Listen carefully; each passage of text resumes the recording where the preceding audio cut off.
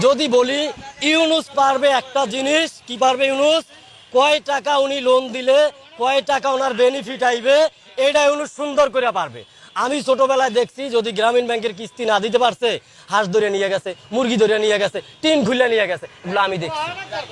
ইউনুস এটা পারবে 100-তে 100।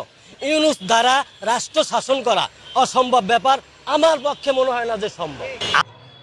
আপনাদের কাছে একটা রিক্সাওয়ালার সাক্ষাৎকার তুলে ধরছি।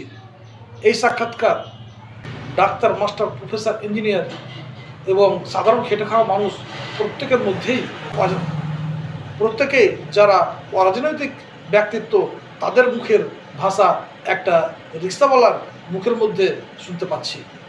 যদি ন্যূনতম কারো লজ্জাবোধ থাকে, এরকম কথা বলবে না যে স্বাধীন করেছি, সংস্কারও করবে। যে বিভিন্ন গ্রাফিতি লেখছে, অনেক গ্রাফিতি আমি সাধুবাদ জানাই, কিন্তু এরকম গ্রাফিতি আমি সাধুবাদ জানাই না যারা লেখছে যে স্বাধীন করেছি, সংস্কারও করব। স্বাধীন একবারই হয়েছে।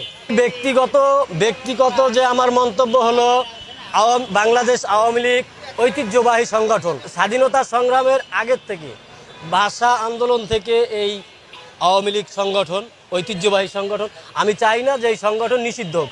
ব্যক্তির অপরাধ থাকতে পারে, কিন্তু পুরো সংগঠনের অপরাধ না। শুনেন, বাংলাদেশ স্বাধীন হয়েছে সম্ভবত, আমার হয়তো, আমি যেটা যতটুক জানি, হয়তো 52 বছর, 52 কি 53 বছর, 53 বছরে শুধু কি আওয়ামী লীগ শাসন করছে বাংলাদেশের রাষ্ট্র? বিগত আরও সরকার শাসন করছে। উল্লেখযোগ্য কোনো উন্নয়নমূলক কর্মকাণ্ড যদি আপনাদের চোখে পড়ে আমাকে বলেন, আমি উত্তর দিয়ে যাই। কোথায় এরকম উন্নয়নমূলক কর্মকাণ্ড করছে? একমাত্র আওয়ামী সরকারই পারছে।